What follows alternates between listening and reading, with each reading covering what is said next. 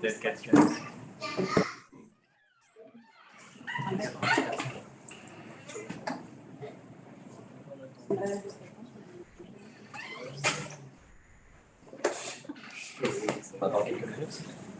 Je sais même pas quel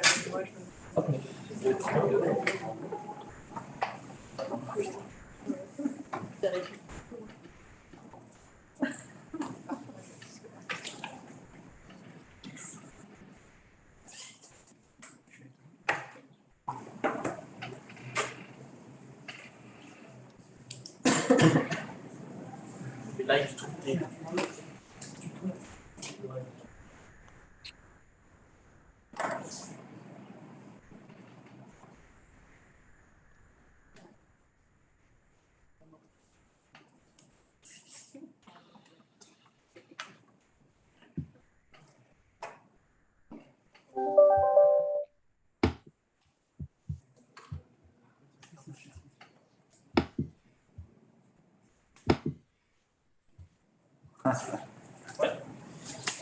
Bien, il est 18h30. Bonjour en ce jeudi soir. Je m'appelle Pierre Dalzotto. Alors, vous n'avez pas l'habitude de me voir.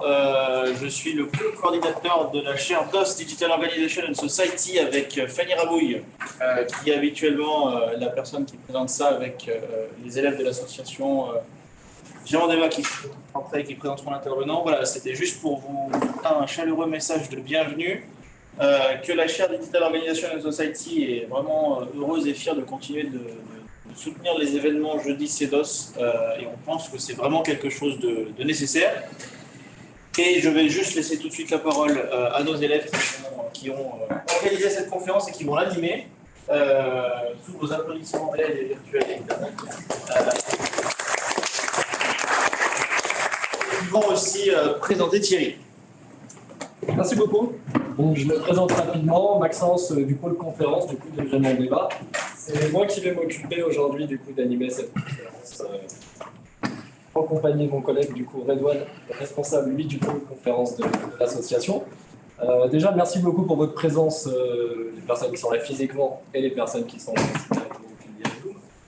Merci beaucoup pour votre présence aussi, monsieur Thierry Bourron, docteur en intelligence artificielle qui est Smart Data Factory chez Orange. Est-ce que vous nous entendez? Très bien. C'est parfait. Donc, vous allez nous présenter aujourd'hui un sujet qui porte sur l'intelligence artificielle, sujet du coup qui a pour but de nous éclairer un peu plus sur l'intelligence artificielle, sur ses impacts dans plusieurs domaines. Et je vous laisse la parole directement. Très bien. Déjà, merci de me recevoir dans votre séminaire CEDOS. Donc, la présentation que je vais vous faire, en fait, elle se base principalement sur un livre que j'ai publié l'an dernier, qui s'appelle L'intelligence artificielle, l'affaire de tous, et qui essayait de montrer le parcours de la science jusqu'au business de cette discipline. Et ça s'appuie aussi sur un livre que j'avais écrit à peu près 3 ans plus tôt, qui était une sorte d'histoire des innovations disruptives, et d'ailleurs, j'inscris l'IA dans ce contexte-là. Donc, je vais tâcher de vous donner un éclairage sur l'IA, surtout sur les dimensions business et également éthique. J'illustrerai ça par des disruptions, des innovations disruptives en cours. Et puis, je tâcherai de brosser un peu différents types de compétences d'IA utiles dans les fonctions de management et de business. Le livre que j'avais fait, que j'ai publié, en fait, il s'appuie sur un cours que j'ai monté il y a maintenant 4 ans au moins, pour pour une business school, pour Schema en l'occurrence. Et l'idée, c'était en 12-18 heures d'essayer d'introduire l'IA auprès d'étudiants qui n'étaient pas des informaticiens. Et sinon, en parallèle, à Orange, effectivement, j'ai plusieurs fonctions, mais j'en ai une notamment de data scientist. Et actuellement, on est en train de lancer un grand programme d'accélération sur l'IA, comme pas mal de grands groupes. On se restructure complètement là-dessus pour aller beaucoup plus largement vers ce domaine d'activité. Alors, je vais tâcher de m'adresser un peu à des futurs chefs de projet dans ces domaines-là. Donc, en tant que futur chef de projet, ce que vous auriez entendu hier, peut-être un petit peu moins aujourd'hui, c'est des objections, en fait. Dès lors que vous rentrez sur un projet de l'IA, basé sur l'IA, c'est possible que dans 2 ou 3 ans, vous ayez un peu ce type d'objection et il faut, à mon avis, rester… c'est un peu comme l'évolution qu'on a eue avec le commerce électronique où on avait promis beaucoup de choses, je dirais, au tout début des années 2000. Et en 2002, il y a beaucoup de gens qui se sont retirés, y compris des groupes comme France Télécom où je travaillais à l'époque. Et pourtant, maintenant, c'est devenu un sacré succès. Donc déjà, on va vous dire que l'IA, ça n'a jamais fonctionné. Ensuite, que ça n'existe pas, que finalement, l'intelligence est dans la tête des programmeurs et puis qu'elle ne résulte en aucun cas du programme, que dans 2 ou 3 ans, ça sera passé de mode, que ce n'est pas vraiment éthique, que ça va aboutir à des discriminations, que ça va supprimer massivement des emplois, voire si vous êtes avec d'autres, je dirais, informaticiens, que ce que vous proposez, ce n'est pas vraiment de l'IA. Donc, en fait, je vais répondre un peu à toutes ces questions et pour vous montrer le contraire ou la pluralité de l'IA dans certains cas. Alors, juste avant de commencer, ce n'est pas toujours facile en fait, de se retrouver dans la terminologie et donc, bon, on ne peut pas trop interagir, je ne suis pas en présentiel, mais non, je vous demande d'y réfléchir dans votre tête. À votre avis, quelle est la vue? Je vous propose 2 vues et quelle est celle qui vous semble correspondre à la réalité? Vous voyez dans un premier cas l'intelligence artificielle et le machine learning qui sont un peu séparés, et dans l'autre cas où c'est beaucoup plus englobé. Alors, juste pour donner un petit glossaire par rapport à ça, l'IA, en fait, c'est d'abord des techniques et donc c'est un ensemble de techniques qui s'appliqueraient à des traitements cognitifs. Donc, ça peut être la vision, le langage, le raisonnement, l'autonomie. Voilà, donc c'est sur ce genre de concept. Le machine learning ou ML, basiquement, c'est des programmes de prédiction, de classification qui sont auto-apprenants. En fait, ils vont apprendre automatiquement et seuls leurs critères décisionnels à partir de jeux de données qu'on leur fournit. Donc, ils apprennent à décider seuls. Les réseaux de neurones, c'est un type d'algorithme de machine learning qui va interconnecter en quelque sorte une multitude de systèmes de machine learning très basiques. Et le deep learning, en fait, ce sont des algorithmes, ce sont des réseaux de neurones qui imbriquent plusieurs couches, voire des multicouches, et beaucoup de réseaux de neurones. Encore une terminologie, c'est les sciences de la donnée. Bien, les sciences de la donnée, ça recouvre à la fois le machine learning et ça englobe aussi des méthodes statistiques. Donc, du coup, il y a parfois des gens en statistique qui font des sciences de la donnée, mais qui ne se retrouvent pas, en tous les cas, trop dans le domaine de l'intelligence artificielle. Donc, je vous laisse une seconde, mais entre la vue A et la vue B, la bonne réponse, en fait, au jour d'aujourd'hui, en 2020-2021, c'est la vue B. L'IA est principalement, le domaine de l'IA principalement occupé par le machine learning, qui lui-même englobe les réseaux de neurones et le deep learning. Mais si vous vous situez en 2000, c'est la vue A. L'intelligence artificielle et le machine learning était très petit par rapport à l'intelligence artificielle qu'on disait symbolique à l'époque. On faisait des raisonnements cognitifs, on traitait sur des ontologies, enfin tout un tas de mécanismes très symboliques. Et les réseaux de neurones, souvent au niveau organisationnel, étaient carrément en dehors dans d'autres départements, dans d'autres structures que l'intelligence artificielle. Eux étaient très centrés sur la vision à ce moment-là, et les statistiques étaient complètement en dehors. Donc, c'est pour vous dire que c'est quelque chose qui bouge, c'est des domaines qui bougent. Alors, Souvent, en fait, quand j'introduis l'IA, notamment, comme je le disais, dans des business schools et donc sur des gens qui ne sont pas informaticiens, pour les informaticiens, souvent, on introduit l'IA en leur faisant pratiquer. On leur décrit des algorithmes, ils pratiquent, ils programment. Là, moi, je commence par leur montrer des exemples réels qui existent aujourd'hui et qui montrent que l'IA, c'est une réalité. Et donc, ça s'oppose un petit peu à l'argument où on disait que l'IA n'existe pas. Si, l'IA, elle existe. Premier exemple, depuis 2012, dans les entrepôts Amazon, il y a des robots autonomes qui vont eux-mêmes chercher des étagères pour préparer les commandes. C'est eux qui amènent les étagères avec les produits demandés à une sorte de caissier qui va lui constituer la commande.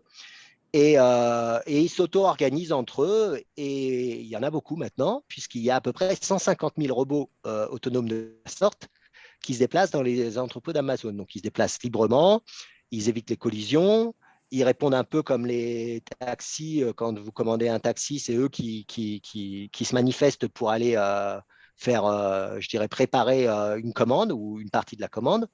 Voilà, donc ça, c'est plus qu'une réalité, c'est 150 000 robots autonomes.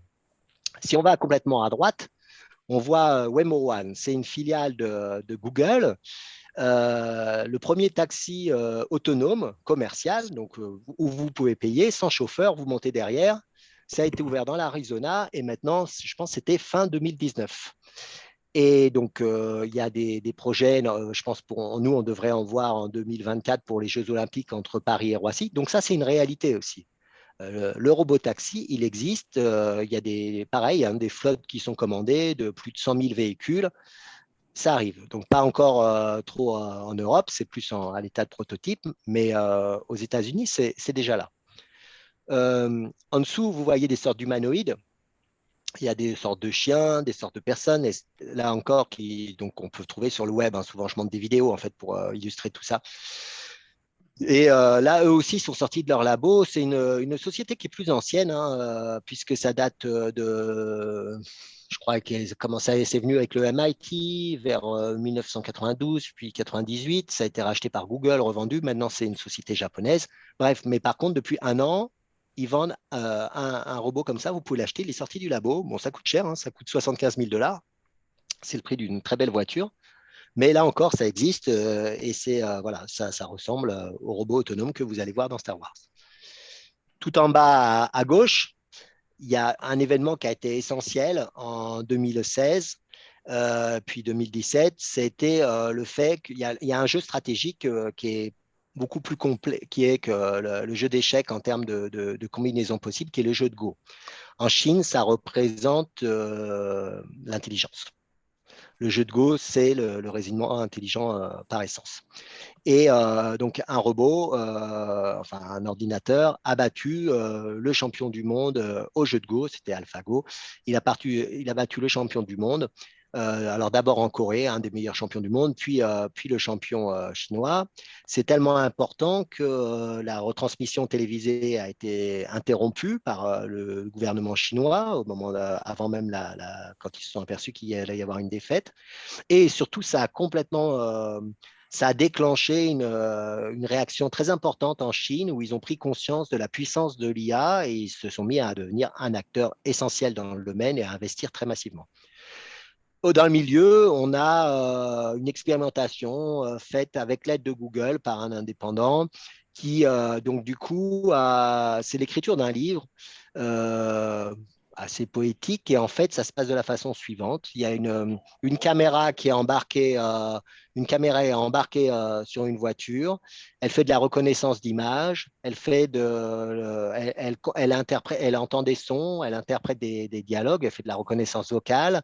Donc, elle comprend ce que disent les gens autour. Et ensuite, et par le passé, elle a appris à partir de mots entendus, de situations vues, à écrire des textes.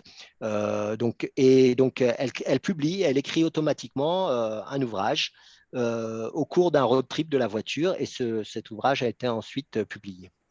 Voilà. À Orange aussi, on a quelques exemples moins, je dirais, exceptionnels peut-être, mais donc on utilise l'IA pour faire de la supervision. Par exemple, moi, c'est mon cas.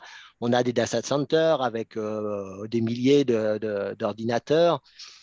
Jusqu'à présent, on regardait des graphes pour savoir s'ils fonctionnaient bien. On a des dizaines de milliers de graphes. On n'arrive plus à voir tous les graphes qu'on a. Beaucoup de données disponibles, donc beaucoup de graphes disponibles et beaucoup trop de choses à voir. Et du coup, on met de l'IA là-dessus pour détecter des anomalies. On fait ça aussi comme le font Amazon ou Netflix, là encore de façon beaucoup plus modeste, pour faire de la recommandation de contenu. Tous les contenus que vous proposez à Amazon, il y a de l'IA derrière. Il vous propose plein de choses que vous êtes susceptible d'acheter. C'est la même chose pour Netflix. Amazon fait ça depuis les années 2002, 2003. Netflix depuis les années, on va dire, 2008 ou 2009. Voilà. Ensuite, on a toujours un produit qui s'appelle Jingo. C'est un peu comme Hello Google. Donc, c'est un device qu'on met dans la maison et puis un home speaker, quoi, ou une enceinte intelligente, comme vous voulez, et qui comprend ce que vous dites et qui va vous rendre des services. Alors, juste pour vous donner un peu une illustration, de ce que c'est qu'un réseau de neurones. Une seconde. En fait, un réseau de neurones, c'est pas très compliqué. Si en fait l'équation y égale à x plus b vous parle, ben vous êtes capable, en ouvrant le capot là on voit plein de petits neurones, vous ouvrez le capot d'un neurone et vous allez voir une fonction mathématique là qui s'appelle h1 de x qui va faire une prédiction plus ou moins positive. Et c'est ni plus ni moins qu'une équation linéaire un tout petit peu modifiée. En fait, on l'a mis en forme exponentielle et puis on l'a mis en dénominateur d'une petite fraction. Mais donc, ça ressemble beaucoup à une équation linéaire. Et en fait, c'est juste ça, on a fait ça juste pour qu'elle rende une valeur comprise entre 0 et 1. Donc voilà, donc un neurone, c'est très simple. Ce qui va se passer là, c'est un système très intelligent là, que je vous montre, puisque c'est un système qui apprend à comprendre il comprend les mots, il comprend le sens des mots, il est capable d'apprendre à comprendre ce que veut dire le mot roi, reine, anarchiste, être. Tout ça en analysant plein de textes et en fait, il comprend les mots les uns par rapport aux autres. Et ça fonctionne très bien, ça a des très bons résultats. Il peut aussi apprendre à traiter des images. On voit un autre exemple. Et par exemple, il va apprendre que si vous lui donnez une photo avec, là on voit un homme à lunettes, on lui dit moins un homme sans lunettes, plus une femme sans lunettes, et il vous sort comme résultat que c'est une femme avec lunettes. Et ben pour les mots, c'est pareil, ils font des choses alors, je n'ai pas le temps de développer ça, mais en gros, la sémantique de notre langage, ça a été retrouvé par une intelligence artificielle. Pas si compliqué que ça. Alors, maintenant, je veux parler un peu plus business. Donc, d'un point de vue business, si moi je vous disais que 7 personnes sur 10 seront amenées à intégrer de l'IA dans leur vie professionnelle avant 2030, que l'IA, ça représenterait à peu près 16% du PIB mondial en 2030. C'est quelque chose de l'ordre, je crois, de 17 milliards ou quelque chose comme ça. Que les télécoms seront en 2025 un des 3 plus importants marchés de l'IA avec le transport et la santé. Bah, là, en fait, ce que je suis en train de vous affirmer, c'est ce que plusieurs études de consulting ont détaillé. Et malgré des chiffres qui semblent très importants, 16% du PIB mondial, c'est énorme, elles convergent toutes vers ce genre de données. Et c'est ce qui va motiver, en fait, le fait que beaucoup d'États investissent ce domaine-là. Ça semble être un peu un Eldorado à venir. Ensuite, l'autre point qui est très important dans ces études, c'est de voir que ce n'est pas juste l'affaire des informaticiens. 50% du business va être porté par du support, contre 25%, et 25% sera sur le soft et 25% sur le hardware. Donc, il n'y a que la moitié qui va vers les informaticiens, répartie de façon assez égale entre le soft et le hardware, et l'autre partie, ça va vers le support. Donc, des gens qui vont être dans le consulting, donc des gens qui vont être sur d'autres fonctions. À Orange, où je suis là, ça se concrétise complètement. Notre programme Accélération IA, il a 2 piliers. Il a d'un côté la DSI, où je travaille, donc direction des systèmes d'information, et puis d'autre côté, la direction marketing grand public, ce qu'on appelle la DMGP. Et c'est la DMGP qui pilote, par exemple, le service sur la recommandation pour améliorer, pour automatiser, pour aller vers des choses, comme je vous disais, comme un peu à la Netflix, l'idée est simple, hein, c'est de faire de l'upselling, de vendre mieux nos produits auprès de nos clients, donc savoir ce dont ils ont envie, à quel moment, etc. Donc leur recommander la juste offre, la meilleure offre, celle qui se vend le mieux. Tout ça à base d'IA. Et pour faire ça, ils ont commencé par passer donc on a beaucoup de data scientists quand même, mais ils ont commencé par passer un gros contrat avec Boston Consulting Group, donc qui est une société de consulting qui a travaillé aussi à réorganiser un peu la façon dont les marketeurs abordaient le client, parce qu'il faut aussi leur laisser lâcher la main pour que des IA je dirais, le lead sur ces trucs-là. Donc, chez nous, c'est une réalité. C'est en grande partie ça, à moitié chez le business.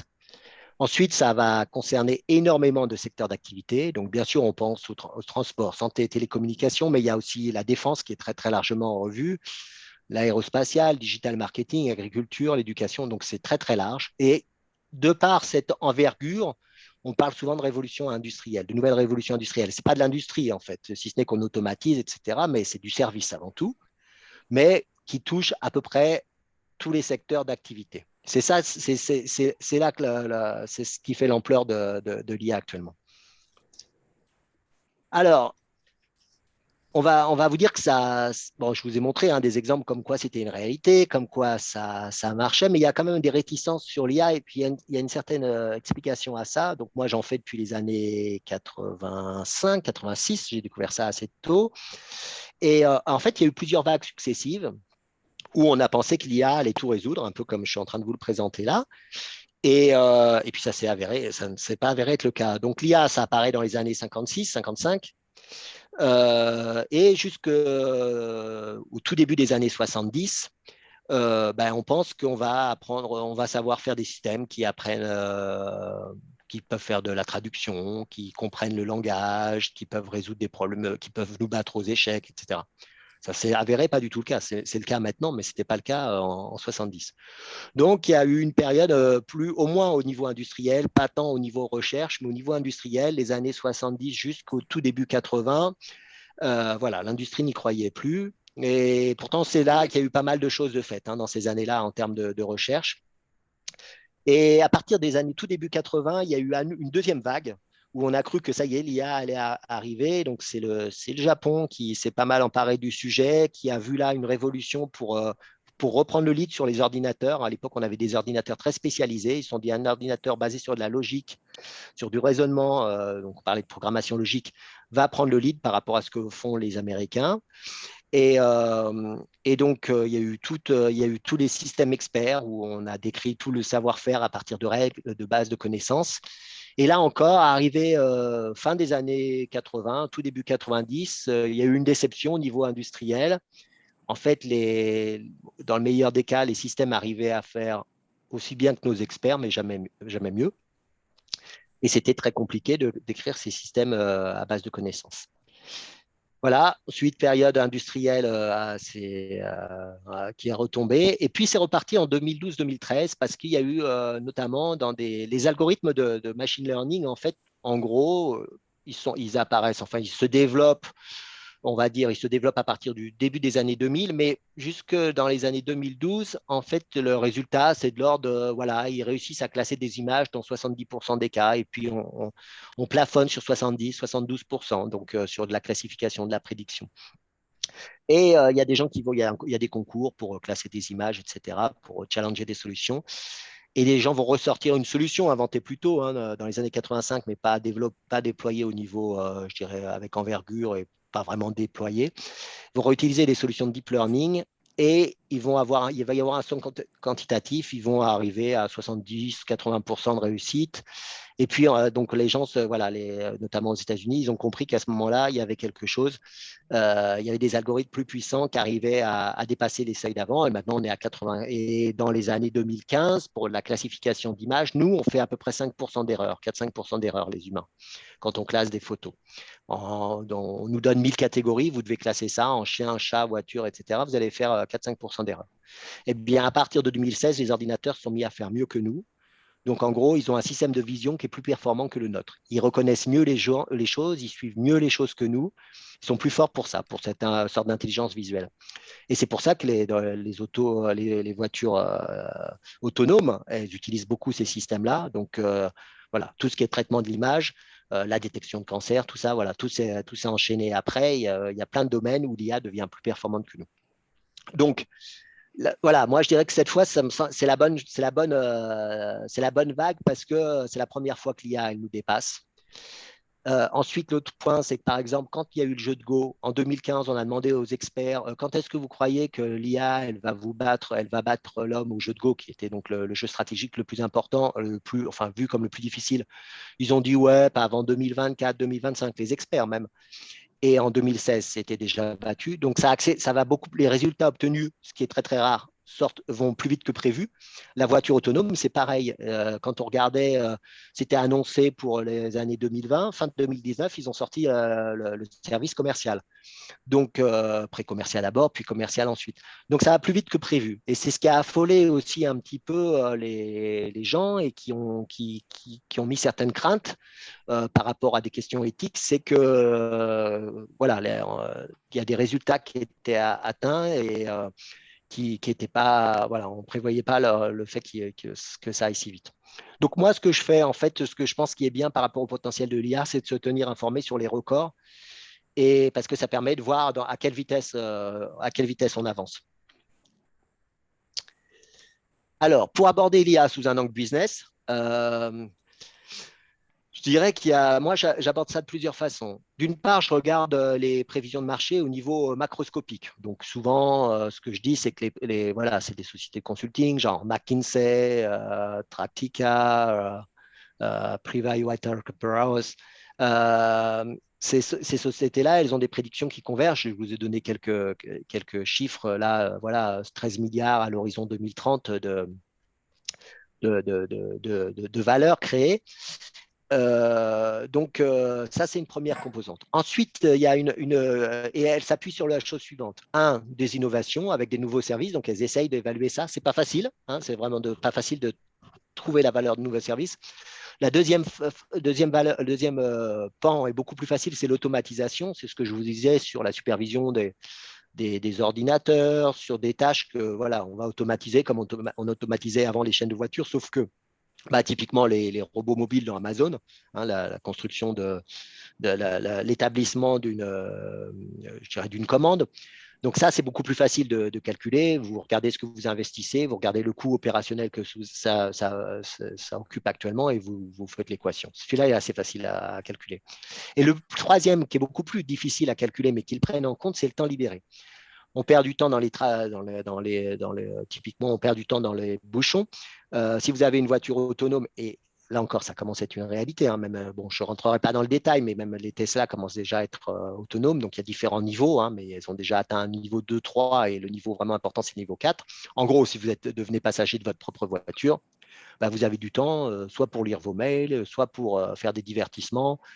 Vous allez faire quelque chose, donc vous allez consommer ou produire. Et du coup, ça va créer de la valeur quelque part, directement ou indirectement.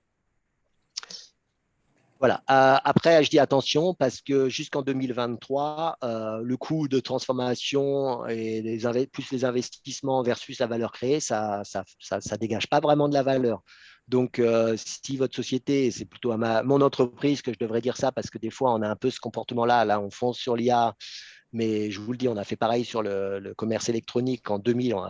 France Télécom allait à fond sur le commerce électronique. En 2002, on a arrêté tout. En 2006, c'était déjà un succès. Voilà, il fallait juste patienter un peu. Donc, il faudra, à mon avis, patienter plutôt 2025 que 2023. Au début, ça coûte. Et ça coûte en termes de transformation. Après, une autre façon de l'aborder, c'est de regarder secteur par secteur, toutes les innovations en rupture qui sont à venir dans l'automobile, dans les télécoms. Puis, je regarde aussi, moi, les politiques gouvernementales, l'argent qui est mis sur la table, les grands plans. Il y en a eu beaucoup, alors que ce n'est plus la mode des grands plans. On verra très, très vite fait ça. Et puis, les stratégies industrielles, notamment des grands industriels et des startups. Donc, voilà, ça me fait 4 angles d'approche du problème. Et je développe ça. Alors, pour les innovations en rupture, en fait, c'est là où j'utilise le travail que j'avais fait et publié dans le précédent livre. En fait, j'avais non seulement fait une sorte d'histoire des innovations en rupture, mais j'avais aussi introduit un cadre conceptuel, un cadre d'analyse de l'innovation. Et souvent, en fait, quand on parle d'innovation très disruptive, on a envie d'un truc complètement nouveau qui n'existait pas avant. Et ça, c'est très, très, très rare. Enfin, ça arrive une ou deux fois par siècle, mais c'est très rare. Peut-être que les moteurs de recherche sont comme ça. Quand Cook a inventé les agences de voyage en 1850, c'était le cas également. Et puis, bon, j'en cite pas mal, mais ce n'est pas si fréquent que ça. Non, ce qui est beaucoup plus fréquent et qui crée des ruptures, c'est quand l'accessibilité à un service s'élargit. Bah, pensez au téléphone. Quand le téléphone mobile arrive, ben, avant le téléphone, c'était fixe, c'était chez vous, c'était dans une cabine téléphonique. Maintenant, c'est partout, c'est beaucoup plus accessible. Ça rend l'accès à Internet disponible partout. Alors, il y en a plein d'exemples de ce genre-là. Des fois, c'est penser à la réservation en ligne que vous faites sur des billets d'avion ou des hôtels. Bon, pour les billets d'avion, avant, vous alliez dans une agence de voyage et ils avaient un langage très codé. Ce n'était pas accessible, ce n'était pas comme sur le web, c'était un langage de programmation, une sorte de langage de commande très codé. Donc, réservé aux professionnels. Maintenant, c'est ouvert à tout le monde. Il y a les nouveaux business models, c'est typiquement Amazon, hein, c'en est un bel exemple, mais il y en a eu d'autres. Il y a eu plutôt un autre exemple, c'est lastminute.com. Ben, pareil, avant qu'il y ait les billets d'avion avec des prix qui fluctuent comme vous connaissez actuellement, eh bien, au tout début des années 2000, les prix étaient fixes sur les compagnies aériennes. Et donc, il y a des gens qui rachetaient les billets invendus et qui ont masqué les compagnies aériennes qui les vendaient et qui les revendaient à d'autres prix. Donc, le pricing, ça a été une innovation disruptive basée complètement sur le business model. Et plutôt Amazon est plutôt dans le cas du quatrième cas, c'est que là, il crée carrément un nouveau procédé, des nouveaux systèmes opératoires pour faire du commerce. Voilà, donc on peut s'amuser à regarder plusieurs IA. Je vous parlais des enceintes intelligentes, des véhicules autonomes, des nouvelles générations d'armes autonomes, que ce soit des drones, voilà, nouvelles armes mortelles, des systèmes de recommandation. Et puis vous pouvez, je m'amuse, enfin c'est ce que je fais dans le livre, à les placer sur chacune de ces innovations en rupture. C'est une façon d'analyser le panel. Là, juste pour, donc ça c'est extrait de mon précédent livre, mais juste pour vous montrer ça, c'est que les innovations disruptives, en fait, c'est intéressant de s'intéresser à ce qui s'est fait avant, parce que l'IA, elle se met dans ce contexte-là et ça remet tout un peu en perspective. Donc, je vous montre par exemple en haut à droite un exemple. C'est bon, je ne détaillerai pas là encore, hein, c'est quelque chose que j'avais beaucoup détaillé dans ce livre-là, mais en gros, en 1633, il y a un service qui est créé sur Paris avec des publications, un peu comme vous avez Métro dans la distribution du journal Métro, gratuite, etc. Et donc, il y avait des annonces qui étaient passées avec des business models derrière. C'était gratuit pour publier, etc. Et c'était parfois payant après quand la transaction était passée. Et là, on voit que dans les annonces, ils demandent une compagnie pour aller en Italie dans 15 jours. Donc, c'est du covoiturage. Bien sûr, c'est à cheval, avec un carrosse, enfin, ou une voiture attelée. Et voilà, c'est une personne qui passe une annonce pour proposer du covoiturage. Une autre annonce, elle demande quelqu'un pour pour travailler le corail. Donc, il y avait des journaux un peu comme le boncoin.fr, ça existe en 1633. Donc, d'ailleurs, c'est là qu'est ce genre de service, la vraie rupture, elle date de cette époque-là. On a la totalité de ce qu'on retrouve actuellement. Si vous prenez dans le commerce électronique, vous prenez l'exemple qui est en dessous, c'est juste, il y a un catalogue d'offres de produits, donc il y a les conditions juridiques, les conditions de paiement. Il faut savoir que, par exemple, en 1907, on peut acheter une voiture par correspondance à partir d'un catalogue aux États-Unis. Donc, eux, ils ont une très forte culture de la vente par correspondance, hein, beaucoup, beaucoup plus forte que nous. Et là, c'est en 1875. C'est un gros catalogue qui fait des centaines de pages qu'on trouve sur Internet, hein, maintenant. Et donc, je l'ai extrait. Et les gens, à la fin, ils publient des recommandations des gens, comme on a maintenant des recommandations. Donc, ça aussi, tout ce mode qu'on retrouve actuellement dans l'Internet, la rupture, elle date en fait, hein, elle s'est réutilisée. Et là, je vous montre un autre exemple qui est celui de la vente en ligne de livres. Et là, c'est à peu près c'est vers 1744 et c'est fait par quelqu'un de très connu dans la Constitution des États-Unis, un homme politique important là-bas, qui est Benjamin Franklin, et qui a été une sorte de golden boy avant l'heure. Bon, ça, c'est juste pour vous montrer un exemple, mais l'IA, elle rentre complètement dans ce cadre-là, des innovations en rupture. Ça, c'est un peu la façon de, je dirais, un peu ludique, et c'est pour essayer de montrer aux étudiants, en fait, les investissements faits par les États dans leurs plans gouvernementaux sur l'IA. Donc, en gros, je leur laisse, les flèches ne sont pas remplies en temps normal, je leur donne différents états et je leur demande de retrouver qui a fait quoi et qui investit. Donc, c'est les États-Unis qui ont commencé à investir énormément sur le domaine dès 2015 et 2017, bien avant sur l'IA, mais de façon foncière là. C'est la Chine qui veut être le leader mondial en 2030 et qui veut investir de l'ordre de 145 milliards d'ici 2030 sur l'IA. Nous, on est plutôt à vouloir investir 2 milliards, les Allemands 6 milliards, donc ça vous donne un peu l'ampleur du marché. L'Angleterre, très présente avec des sociétés, des startups comme DeepMind, c'est ceux qui ont gagné au jeu de Go, qui a été racheté par Google ensuite, qui préside un conseil sur l'IA monté Est-ce que ça va? Oui. Ensuite, il y a des pôles régionaux qui sont créés dans plusieurs États. Nous, en France, on fait un petit peu comme ce qui est fait en Corée du Sud, par exemple.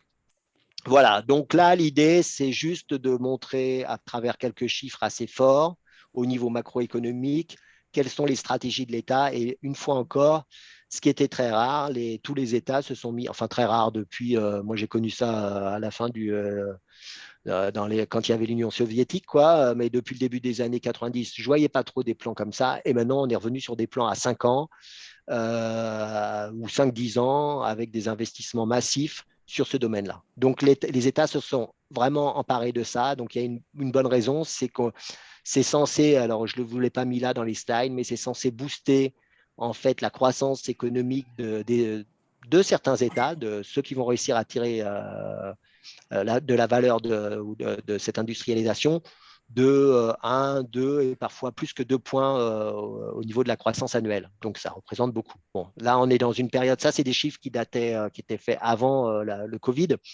Donc là, on parle d'une croissance de 6 points pour la France cette année, mais en temps normal, on avait une croissance de 1 point, 1%. Donc, si on arrivait à faire 2,5%, ça aurait été bien.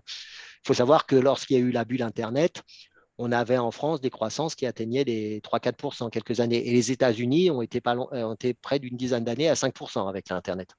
Donc voilà, c'est ça l'enjeu, en fait. C'est cette croissance-là que les États cherchent à capturer.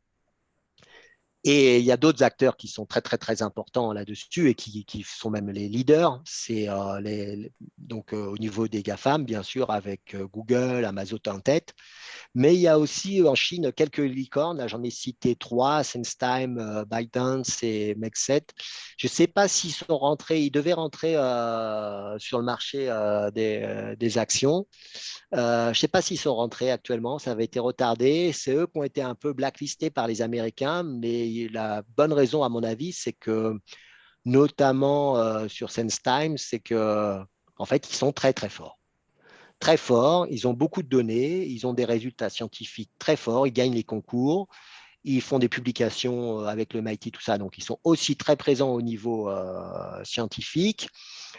Ils ont mis une politique d'éducation. J'ai récupéré le livre là, qui est assez remarquable.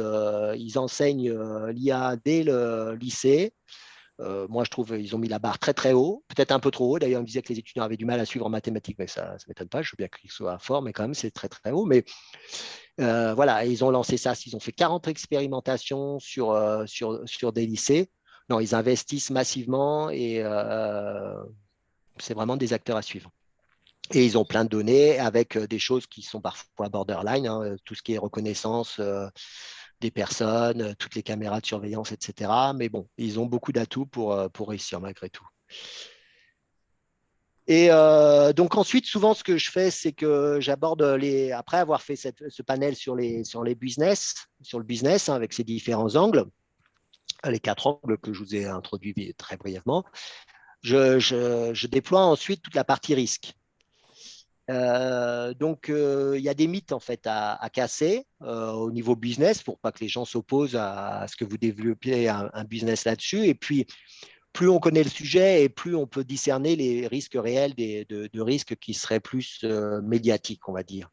Alors, par exemple, je fais souvent un quiz. Bon, là, je vous donnerai les réponses parce que là encore, comme on n'est pas en présentiel, mais souvent, en fait, on parle de super intelligence, une intelligence qui serait plus forte que nous dans tous les domaines. Et l'idée, c'est de savoir est-ce que ça va être une réalité dans une centaine d'années. Donc, très, très difficile de savoir ce qui se passera dans 100 ans. Voilà, je dis 3 réponses, oui, non, très probable, peu probable. Et alors, moi, je dis peu probable.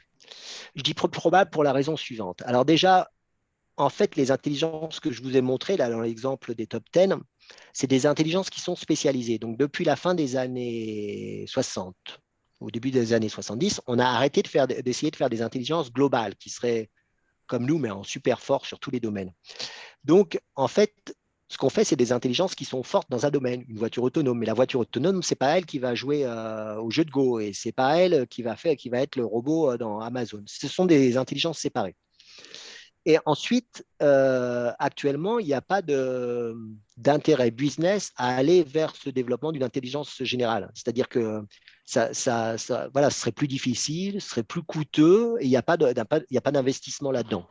Et comme la recherche elle est très collective, ça ne sort pas maintenant du chapeau d'une seule personne, je ne vois pas trop comment cette intelligence, elle pourrait émerger. Elle pourrait émerger s'il y avait un effort collectif là-dessus, mais il n'y a pas d'enjeu business. Et donc, il n'y a pas d'investissement. Donc, pour l'instant, moi, je ne vois pas trop ça.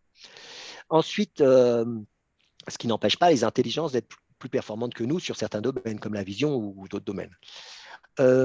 Ensuite, une deuxième question, je dis, seules les personnes concernées par l'automatisation et l'industrialisation de leurs tâches sont inquiètes à propos de l'IA. Oui ou non? Alors là, je dirais non, pas du tout. Les personnes inquiètes, qui devraient être inquiètes, c'est par exemple les chauffeurs de taxi aux États-Unis, parce qu'eux, il y a de fortes chances que, notamment dans le milieu urbain, ils perdent leur job. Et les États-Unis s'en préoccupent pas mal. Mais les gens qui sont inquiets sur l'automatisation et l'industrialisation, c'est plutôt les ingénieurs, c'est les gens qui travaillent chez Google, c'est les scientifiques. Voilà, donc ce n'est pas forcément ceux qui vont être impactés en premier lieu. Ensuite, une autre question, on pourrait se dire, ouais, c'est les robots humanoïdes qui vont être une menace pour nous. Et ben non, la plupart du temps, l'informatique, l'IA, elle est logicielle, elle n'est pas robotique. Donc l'image d'un robot Star Wars qui serait super dangereux, ce n'est pas non plus une réalité. Et le risque de browser, qui est-il amplifié par l'IA, oui ou non? Et là, je dirais plutôt oui. J'ai oscillé entre les deux réponses. J'ai eu des étudiants chinois, donc eux, ils m'ont fait aller plutôt vers le oui. Bon, en fait, ce qui se passe, c'est qu'il y a une nouvelle source de données, c'est l'image.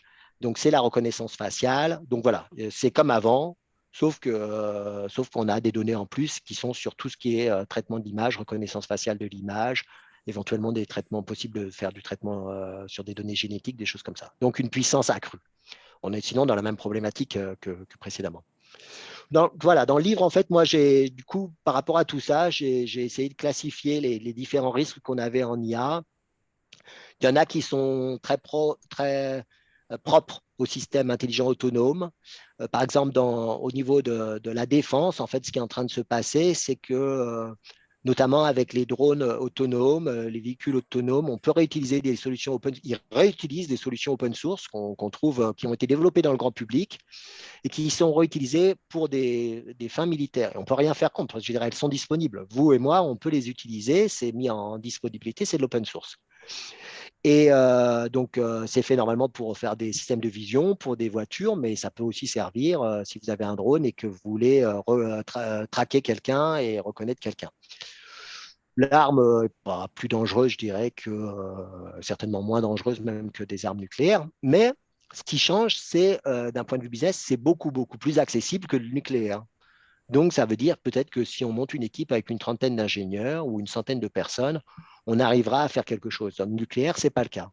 Donc, ça redistribue la donne. Et du coup, d'ailleurs, ceux qui sont le plus inquiets, ce sont surtout les puissances qui dominaient le marché. Donc, c'est plus une disruption. La transition, le risque est plus en termes de disruption du marché qu'autre chose. Les problèmes de responsabilité juridique avancent très vite, savoir qui est responsable, si une voiture autonome crée un accident, si elle choisit entre deux cas dramatiques, écraser une personne ou une autre personne. Ça avance très très vite au niveau européen, au niveau américain, État par État. Donc, c'était peut-être un problème hier, mais ça ne sera pas demain. C'est traité. Sur les traitements de données, il y avait des choses qui étaient antérieures à l'IA, qu'on avait dans le big data. On n'avait pas le droit de croiser des profils comportementaux avec des données personnelles sans accord. Ça reste toujours vrai. Il y a les gros problèmes sur des données, sur la corrélation fallacieuse de données. On l'a vu, on le voit beaucoup avec le Covid. Moi-même, je ne sais jamais quoi en penser. En l'occurrence, voilà, on a plein de données, on peut faire des corrélations, et ben, c'est pas facile de savoir si c'est complètement faux. Alors, il y a des exemples où c'est très facile et qui sont donnés. Il y a des sites web qui vous montrent des corrélations qui n'ont aucun sens, mais qui semblent justes. Par exemple, on prend le nombre de lancers de satellites avec le nombre de femmes qui ont obtenu un doctorat. On regarde ça c'est une période qui a été choisie parce que ça coïncidait. On a exactement la même courbe, je ne sais pas, durant 3 ans. Ce n'est pas pour autant qu'il y a une corrélation, il n'y en a pas, ça c'est clair. Mais si on prend plein de données, qu'on s'amuse à les traiter, on trouve des fois des choses qui semblent corrélées. Donc ça, c'était antérieur, mais il est très présent. Sur les machines apprenantes, on a des problèmes qui sont liés, comme on a des attaques algorithmiques sur l'Internet ou autre, sur la reconnaissance par ordinateur, sur la vision, sur le deep learning, il y a des attaques spécifiques. Ce qui fait que si vous mettez des autocollants sur un stop, la voiture, elle ne reconnaît plus un stop. Si vous changez un tout petit peu un pixel dans une image, pour vous, vous ne changez rien, mais elle, au lieu de reconnaître un oiseau, elle pense que c'est une chaise. Voilà, donc il y a des attaques très, très particulières. Et comme partout, toujours dans l'informatique, il y a des attaques. Donc on fait des algorithmes qui contournent ces attaques, etc. Les attaques sont basées sur une bonne connaissance du procédé algorithmique. Dans les machines apprenantes, il y a aussi des problèmes éthiques. Il y a là encore pas mal d'exemples. Donc, il y en a parfois, c'est sur la finalité de l'application. Ce n'est pas très clair. Il y a eu des gens qui ont fait des choses, par exemple, pour essayer de détecter à partir d'images publiées sur Facebook si une personne était gay ou pas. Donc, ils ont fait plein de buzz là-dessus. Après, finalement, ça s'est avéré, le problème était peut-être lié plutôt au type de photos. Il y avait dans une certaine population, ils prenaient des photos sous un éclairage donné et c'était ça, en fait, que l'algorithme reconnaissait. Voilà, donc il y en a beaucoup avec la police, il y en a eu pas mal aux États-Unis. Il y a eu des systèmes très basiques qui ont été mis en place pour faire de la prédiction de récidive chez les prisonniers. Et on n'avait pas accès ni aux algorithmes, ni aux données, ni aux traitements. Au bout de 15 ans, il y a des scientifiques qui ont eu enfin accès à ça. Et puis finalement, ils se sont aperçus que les résultats, ils valaient rien, que c'était comme s'ils avaient fait un tirage aléatoire. Seulement, en attendant, la société avait fait plein d'argent et ça avait été très largement utilisé. Voilà, donc il y a des éthiques sur l'application. Elles ne sont pas tant liées à l'algorithmie, des fois à la faiblesse de l'algorithme, mais plutôt au fait qu'on ait peu d'exposition sur la façon dont c'est traité, sur l'analyse de données. Là encore, on a la même chose, on le voit très très clairement. Je pense avec ce monde numérique, on l'a vu très clairement avec le Covid. C'est très, très difficile de savoir comment les données sont traitées et comment le résultat est obtenu. Et donc là, on l'a à chaque fois, sauf on ne l'a pas sur des concours, sur des données publiques, quand les algorithmes sont partagés. Et là, il n'y a aucun problème, mais on l'a sur des choses privées. Et ensuite, il y a tout un débat aussi sur l'automatisation de services, la destruction sectorielle d'emplois. Là encore, je regarde en fait les différents, d'où ça vient, qui a publié quoi. Donc, il y a notamment des études qui ont été publiées en 2013, donc avant le succès de l'IA, qui ont dit ouais, 40% des emplois vont être supprimés, mais en fait, ça ne parle pas de l'IA. Si on regarde bien le rapport, c'est mentionné 1 ou 2 fois sur 80 pages. L'IA n'était pas encore présent, donc c'était sur d'autres systèmes automatiques. Et finalement, ils sont passés à côté. Alors, enfin, je dirais que l'étude, elle ne tient pas trop la route. Ils sont passés, mais elle a été très largement réutilisée. Ils n'ont pas vu que c'était des secteurs comme la santé ou le transport qui allaient être impactés. Donc voilà, et il y a d'autres études plus récentes qui montrent que 10% des emplois vont effectivement être impactés. Ça dépend des secteurs. Il y a des choses très, très fines de fait, très, très bien faites. Et puis qui montrent aussi la création de nouveaux emplois, donc avec quelque chose d'assez positif au global. mais avec des déplacements. Donc, il y a certainement des pays où on va avoir une destruction de l'emploi et d'autres qui seront emparés du sujet où ça ira mieux et des secteurs qui vont être plus impactés. Tout ça, c'est très bien analysé dans certains rapports. Donc, dans le livre, je donne des détails. Et puis, quand je fais mon cours, bien sûr, je rentre là-dessus. Maintenant, juste pour vous dire un peu côté compétences, comment aborder le sujet. Donc, pour vous parler un peu d'Orange, donc nous, nos points forts, en fait, on a plein de parcours de formation technique interne en data science qui ont été faits, vraiment bien, avec des grandes écoles, etc., pour former les gens qui sont déjà en place, etc. Donc, on a une bonne communauté maintenant de data scientists. On a une bonne orientation stratégique sur l'IA, donc y compris que les comités de direction au plus haut niveau d'Orange se sont emparés du sujet.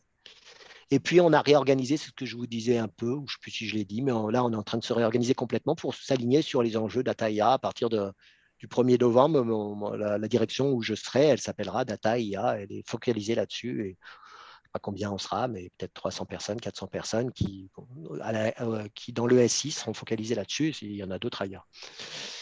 On a des points faibles, on a un manque d'expérience en deep learning. Le deep learning, c'est quand même ce qui a permis l'explosion de l'IA, avec la reconnaissance faciale, et avec les reconnaissances d'images, la classification. Donc, c'est vraiment là que ça a décollé. Et il nous manque un peu des use cases pour appliquer ces techniques. Alors, on en trouve, par exemple, sur les réseaux pour détecter automatiquement des pannes ou à partir de vues aériennes, des choses comme ça. Mais on n'est pas le domaine où il y a le plus de use cases par rapport à ça. On n'a pas non plus, par rapport à des leaders du domaine, je pense aux GAFAM, on n'a pas du tout de stratégie d'acquisition de données externes. Eux, ils achètent des entreprises pour avoir des données en plus. Nous, on a nos propres données, mais on ne va pas acheter des sociétés pour avoir plus de données. Et puis, on a encore un cercle assez fermé d'initiés, c'est-à-dire que ce n'est pas tout le monde qui s'est emparé du sujet et ce n'est pas toutes les entités, même si le market s'y met progressivement, mais ça reste des choses assez restreintes quand même encore. Quand je dis on est 400, mais on est 12 000 en fait sur le système d'information à Orange. Voilà, donc c'est 400 sur 12 000, c'est encore restreint. Et donc, dans les 12 000, on peut dire que les 12 000, ils ont presque une compétence, je ne sais pas, il y en a peut-être 10 000 qui ont une compétence informatique. Donc, en gros, dans les entreprises, un challenge, c'est que ça ne reste pas dans un cercle d'experts Amazon. Ils ont notamment très bien compris ça. Donc, ça veut dire, c'est un peu pour ça aussi que j'avais écrit ce livre, c'est divulguer cette connaissance, cet apprentissage de l'IA, permettre à tout le monde de s'emparer du sujet. Je donnais là quelques autres données. C'était le nombre de jobs publiés en IA par Google. Donc voilà, ils recrutaient. C'était de l'ordre de 1000 personnes, ne serait-ce qu'en 2018. Et des salaires dans certaines entreprises qui sont très élevés sur l'IA. Donc c'est aussi un domaine où c'est difficile de garder les gens. Et par contre, en tant qu'étudiant, c'est un domaine, c'est bien pour être bankable, comme on dit, pour valoriser votre savoir-faire. Et je parlais tout à l'heure des 40 lycées chinois qui se sont emparés du sujet. Alors, pour manager des projets d'IA, il y a plusieurs singularités en fait. Bon, déjà, il n'y a pas d'expert senior. En fait, avec une dizaine d'expériences dans l'apprentissage profond, c'est 2013, donc il n'y en a pas. Donc, ça veut dire qu'il n'y a pas de gens qui ont beaucoup de recul. Un autre point, c'est que souvent, on a des projets avec des phases. Et en fait, contrairement à un développement informatique, si vous m'amenez des spécifications, je vais vous dire si oui ou non c'est faisable. Si je connais le domaine, l'architecture technique, l'environnement de production, je vous dirai si c'est faisable ou pas. Je peux me tromper un peu sur le temps de livraison, je peux me tromper sur les coûts de réalisation, mais je sais si c'est faisable ou pas. En IA, ce n'est pas pareil. En fait, on vous amène des données et vous ne savez pas si vous allez pouvoir faire de la prédiction, faire de la classification, si ça va marcher. Alors, si c'est sur de la reconnaissance d'image, oui, on le sait, puisqu'il y en a d'autres qui l'ont fait. On ne sait pas si on y arrivera nous, mais on sait que c'est faisable. Mais si c'est sur un autre sujet, si vous voulez prédire la tenue en charge de mes serveurs dans mon data center, ce n'est pas sûr qu'on y arrive. Donc, en fait, il y a toute une phase où il faut prendre plein de projets. Il faut être capable d'expérimenter les résultats, de ne pas fausser ces résultats, il faut être très honnête. Et ensuite, eh ben, il faut continuer certains projets et abandonner d'autres projets. Voilà, ça, ce n'est pas une dynamique si facile que ça, hein. Nous, c'est quelque chose qu'on a du mal à faire en tous les cas. Il faut savoir qu'il y a des risques techniques, des risques éthiques, donc il faut les adresser. En fait, je les ai évoqués tout à l'heure. Ils ne sont pas forcément là où on croit. Ce n'est pas la super intelligence, mais il faut les adresser. Un autre point, en fait, c'est qu'on parle en termes de probabilité et plus en termes de raisonnement logique et déterministe.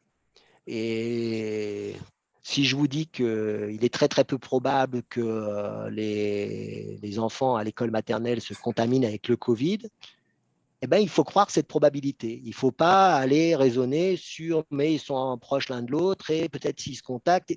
Voilà, donc c'est un autre raisonnement. C'est un raisonnement basé sur la probabilité. Et ça, ce n'est pas facile, y compris pour nos ingénieurs qui ont une formation très rationnelle, très basée sur un raisonnement. Et c'est parfois encore plus compliqué pour dans d'autres disciplines. Donc ensuite, il faut quand même voir que l'IA, c'est quand même malgré tout assez compliqué. Il y a des connaissances en mathématiques, en informatique, en sciences cognitives. Donc voilà, il faut faire un peu il faut mixer tout ça. Et souvent, en fait, on a ça dans d'autres domaines, hein. Si je prends, y compris, il y a des gens qui ont fait de l'informatique, qui ensuite deviennent managers, ou des gens qui viennent de plein de domaines et qui ont un domaine technique et qui par la suite deviennent managers. Bah, dans l'IA, on en a assez peu, sur l'IA récente, en tous les cas, sur le machine learning. Il y en a quand même qui avaient fait de l'IA, les gens qui ont créé Google, ils avaient fait des doctorats en IA, etc. Mais il n'y en a pas tant que ça qui deviennent managers. Et donc, les managers ont en général pas de background en IA. Et voilà, il est donc nécessaire d'acquérir cette compétence.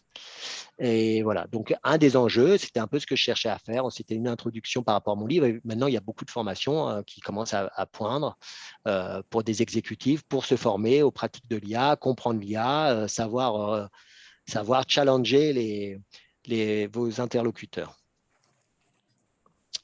Alors, qu'est-ce que ça va permettre notamment à des managers?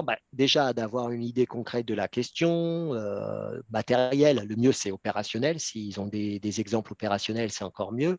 D'avoir un avis sur votre staffing, en fait, si vous recrutez des gens, savoir qui vous devez recruter pour monter une équipe. Donc il y aura des data scientists, des data ingénieurs, savoir les évaluer. Ensuite, ça va être pour piloter la progression des tâches, savoir où on en est, ce qu'il va falloir superviser au niveau opérationnel. Est-ce que les solutions mises en place, elles vont être pérennes? Donc, en gros, les data scientists, comme je l'ai dit, ils ne sont pas tous seniors. Il n'y en a pas beaucoup des seniors. Donc, il va falloir les challenger pour qu'ils ne se perdent pas. Ils vont se perdre. En fait, ils vont prendre trop de données. Ils vont faire des modèles trop compliqués. Ils vont se perdre et au bout de 6 mois, ils vont s'apercevoir que ça ne fonctionne pas bien. Donc, il va falloir cadrer tout ça. Bien sûr, appréhender les risques techniques ou les risques éthiques et contribuer à l'évaluation des résultats, savoir si ce qui est produit est effectivement performant. Donc voilà, il y a des courbes, il y a des techniques pour évaluer les résultats. Il faut savoir comment ils sont obtenus, il faut les confronter avec des résultats business effectifs. Bon, c'est un métier, mais c'est un métier que voilà, nous, on n'appliquait pas tellement jusqu'à présent. On n'avait pas besoin d'un chef de projet, il n'a pas besoin de faire ça par rapport à l'IA. Comme je disais, les difficultés pour développer cette compétence chez des gens qui ont plus un profil business et managérial, c'est que, d'habitude, ça s'apprend par la pratique informatique, donc là, on ne peut pas le faire. Et puis, et parfois, les explications mathématiques, voilà, elles ne sont pas très lisibles, alors que ce n'est pas toujours compliqué. Honnêtement, ce n'est pas très compliqué, mais ce n'est pas toujours lisible. Et voilà, donc il y a tout un travail didactique à faire par rapport à ça. J'avais fait différentes compétences qui me semblaient utiles, recenser différentes compétences qui reprennent un peu ce que je vous ai balayé là. Voilà. Moi, souvent, les gens, je les fais se mettre à la place d'une IA, se comporter un peu comme une IA. Voilà, on peut faire des jeux de rôle, des choses comme ça. Bon, très, très brièvement sur la suite, je ne vais pas rentrer là-dedans, mais c'est pour vous dire qu'en fait, on peut aussi, pour des gens qui ne sont pas informaticiens, on peut très facilement expliquer certains algorithmes. Il y a des algorithmes assez simples pour découvrir, par exemple, le clustering, qui consiste à découvrir dans un panel de clients s'il y a des différentes catégories qui semblent émerger de clients, différentes appétences. Ça s'explique simplement. C'est un algorithme, ça prend en 1 heure, vous avez expliqué son fonctionnement, ça peut être visuel. Je vous l'ai dit tout à l'heure, on peut montrer comment une machine apprend le sens des mots. Là aussi, ce n'est pas très compliqué. En fait, le principe de base, il est même simple. C'est qu'on dit que le sens d'un mot, il est un peu défini par les mots qui l'entourent dans un texte. Hein. Par exemple, si je vous parle d'un roi, peut-être que pas très loin, il va y avoir le mot reine, le mot royaume, il va y avoir, je ne sais pas, la notion de seigneurie ou autre, etc. Et en fait, ce qu'ils ont fait dans le deep learning, c'est qu'ils ont pris, on va dire, presque tous les textes sont numérisés maintenant sur Internet. Donc, ils ont pris une masse énorme de textes, plus que Wikipédia et autres, une masse énorme. Et après, à partir de ces textes, ils ont essayé de trouver quel était le sens d'un mot par rapport à d'autres mots. Alors, ils représentent ce mot par un vecteur, avec en gros par 300, 500 valeurs numériques. Et puis, ils vont apprendre automatiquement ces valeurs. Alors, il y a 500 valeurs numériques par mot, et puis il y a peut-être, je ne sais pas, on va dire dans un vocabulaire, 200 000 mots. Donc, on va avoir une grosse matrice avec 200 000, qui est de taille 200 000 par 500, et toutes ces valeurs, on va les apprendre automatiquement par un réseau de neurones en fonction de la proximité des mots les uns par rapport aux autres dans des textes. Voilà. Et le réseau de neurones va faire que ça. Et au final, on s'aperçoit que ces valeurs numériques qu'ils ont prises, donc ces 500 valeurs numériques là, qui définissent votre mot, eh bien, elles fonctionnent d'un point de vue sémantique. C'est-à-dire que si je vous fais roi moins homme plus femme, je vais tomber sur le vecteur qui est reine, et presque le même. Et si je vous le fais en anglais, et si je fais l'apprentissage sur des textes anglais, et qu'ensuite je mappe le vecteur, donc mon vecteur c'est en dimension 500, là c'est mes 500 chiffres. Si je mappe le mot roi avec le mot king, eh ben, comme par magie, le mot reine, il va être mappé avec le mot queen. Donc, du coup, il y a une sémantique qui est dégagée, qui passe d'un langage à l'autre, qui permet de faire des opérations. Il y a d'autres exemples, par exemple, qui sont donnés. C'est si je dis, je vais mettre un truc genre Einstein et le rapport entre les vecteurs Einstein et puis la physique, et puis celui entre Freud et la psychanalyse va être le même, en fait. On va avoir, je fais Einstein moins physique, et je fais Freud moins psychanalyse, et je vais trouver un vecteur à peu près identique. Donc voilà, donc des algorithmes ont permis de trouver le sens. Et ça, on peut le montrer, on peut le faire tourner, on peut l'expliquer à des. C'est pas besoin d'être informaticien pour comprendre ça. Et donc ça montre la puissance de l'IA, et ça explique très bien le fonctionnement des réseaux de neurones et leur utilité. Et puis pour tout ce qui est, par exemple, les agents, les systèmes autonomes, en fait, c'était mon domaine de recherche il y a une vingtaine d'années. Là, j'ai fait un jeu, je fais des jeux avec des jeux de rôle, des comportements et des interactions, et puis on voit émerger l'attrait des comportements plus ou moins attractifs vis-à-vis de l'innovation, et puis je leur fais jouer un marché de concurrence, etc. C'est des choses que j'avais simulées en termes de programmation, mais on peut le jouer, ce truc-là. Donc, il y a des techniques, on peut mettre en place des techniques pour aller vers l'enseignement, l'apprentissage de l'IA par des gens qui ne seraient pas informaticiens. Voilà, on peut faire des use cases, etc. Bon, je vais m'arrêter là. S'il y a des questions, j'ai été beaucoup plus long que prévu, donc mais moi j'ai du temps, j'espère que vous en avez aussi. Voilà, si vous avez des questions, je peux répondre à vos questions. Merci pour votre attention, même si je ne vous vois pas. Merci beaucoup, Monsieur Bourron. Pour les questions, alors comment on va procéder? Pour les personnes qui nous regardent directement depuis le lien Zoom, je vous laisse mettre toutes vos questions dans le chat. On va en piocher quelques-unes juste après. Pour les personnes du coup qui sont dans la salle, je vous laisserai lever la main. Et pareil, on en piochera juste après. Je vais juste me permettre de vous poser une question pour commencer. Vous nous avez expliqué du coup dans votre conférence que l'intelligence artificielle, elle évolue toutes les années, qu'il y a des seuils qui ont été atteints. Est-ce que vous pensez qu'un jour, on va atteindre un seuil qu'on ne pourra plus dépasser? Est-ce qu'on a encore une grande marge d'évolution qui est possible pour la suite? Ouais, donc là, il y a plein de choses à faire. Hein. Donc, par exemple, alors après, sur les dates, je ne saurais pas vous dire exactement à quel moment ça va apparaître. Mais par exemple, il y a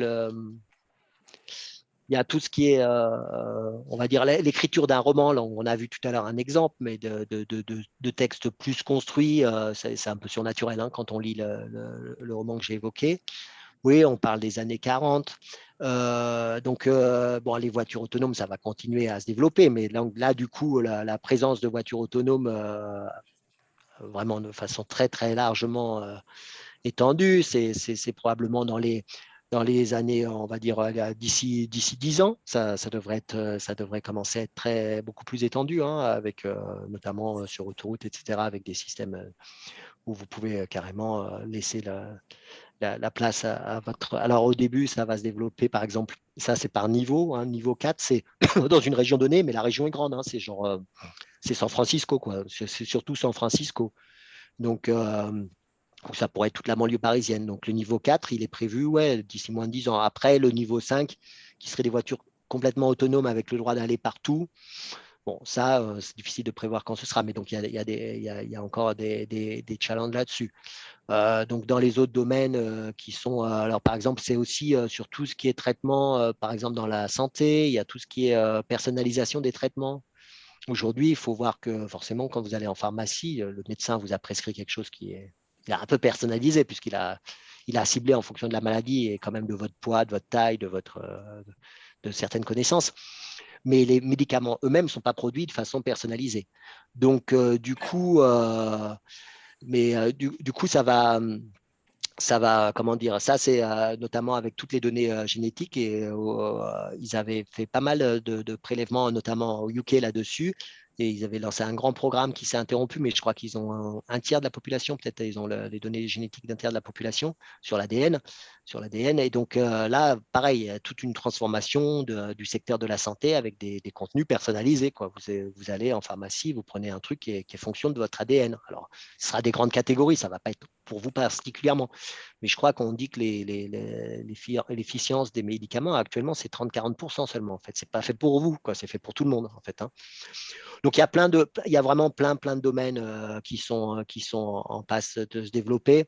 Après, difficile de savoir jusqu'où cela ira, mais bon, le boost économique, il donnait pour 2030, mais normalement, il pense bien que ça va continuer après, quoi. C'est quelque chose, c'est quand même une belle dynamique, quoi. Alors, pour reprendre cet aspect business, on a une question de Christophe justement qui va dans ce sens et qui se demande quels sont les métiers dans l'entreprise qui vont être remplacés par l'IA selon vous. Alors, il a donné une partie de la réponse. Selon lui, ce seraient les comptables, les estimations de risque dans la banque, toute la partie administrative. Que pensez-vous de l'apport de l'IA dans le Ouais, alors il y a ça. Alors ce que je disais tout à l'heure, alors donc du coup, je pense que j'ai pas tout en tête, mais il y a deux études qui sont bien là-dessus, des gros rapports, c'est un peu de 100 pages à lire, mais je pense qu'il y en a une de l'OCDE, c'est genre 2018, contrairement à celle que j'ai évoquée là, qui était de 2013.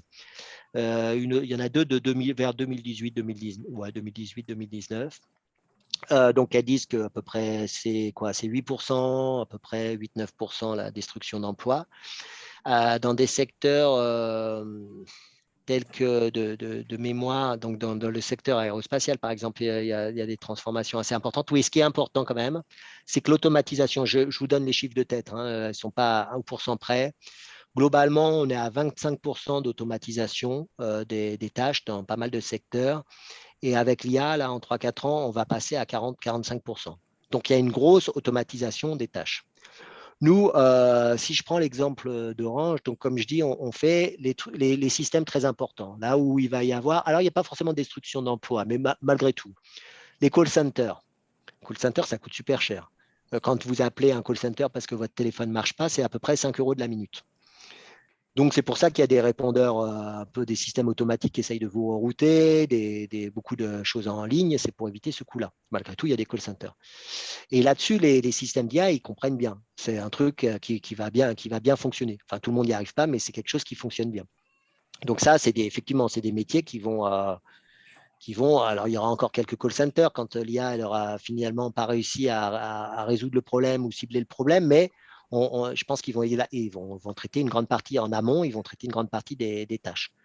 Après, voilà, il y a un risque, hein, c'est tous les chatbots qu'on a actuellement, ce n'est pas très performant. Il y en a des performants, mais tout le monde ne sait pas faire des performants. Google, ils ont montré des choses assez remarquables là-dessus, mais ce n'est pas accessible à tout le monde. Nous, effectivement, c'est des exemples où, par exemple, dans la finance, le suivi de projet, ils voulaient mettre de l'IA en place, voire les ressources humaines pour gérer les compétences. Le gros problème qu'on a souvent là-dessus, c'est qu'ils n'ont pas la donnée. Il y a de la donnée, mais en fait, finalement, elle n'est pas bien stockée ou elle n'est pas accessible ou il y a beaucoup de données privées.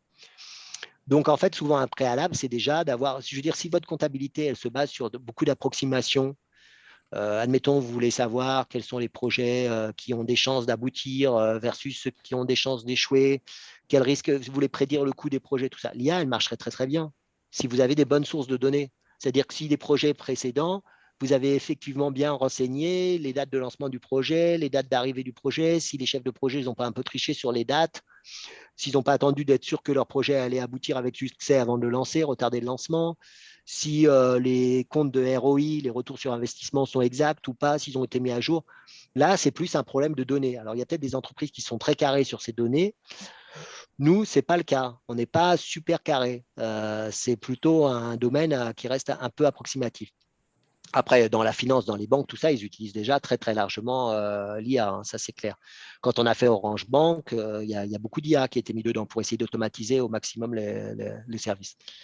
Voilà, donc il y a pas mal de domaines. Sinon, je ressouligne, je l'ai dit tout à l'heure, mais des fois, il y en a d'autres, c'est le transport. Le transport va être beaucoup impacté. Toutes les livraisons à domicile, les choses comme ça. Ça, c'est quelque chose qui va être beaucoup impacté, alors qu'on le verrait moins. On n'a pas l'impression que c'est le premier service susceptible d'être impacté, mais ça fait partie des secteurs qui vont être pas mal transformés. Voilà, donc il y a des rapports qui donnent une analyse fine domaine par domaine, des emplois créés, des emplois supprimés, du pourcentage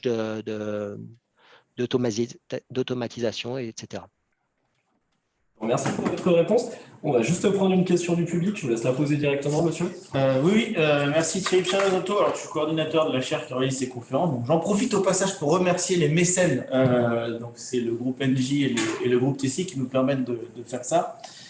Et justement, grâce à ces mécènes, actuellement, on a un projet de recherche sur les biais cognitifs justement dans les systèmes d'IA et j'y reviendrai. Vous avez mentionné la notion de données justement.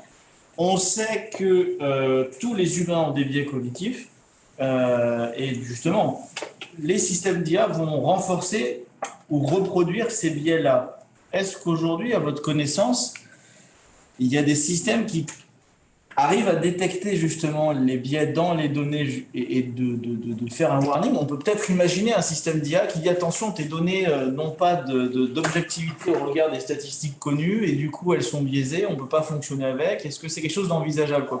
Sur les données, il y a des choses. Moi, je ne les ai pas vues en pratique, mais parce qu'on s'est posé la question. Souvent, nous, on aime bien quand c'est automatisé, qu'il n'y a pas trop besoin de savoir-faire, etc.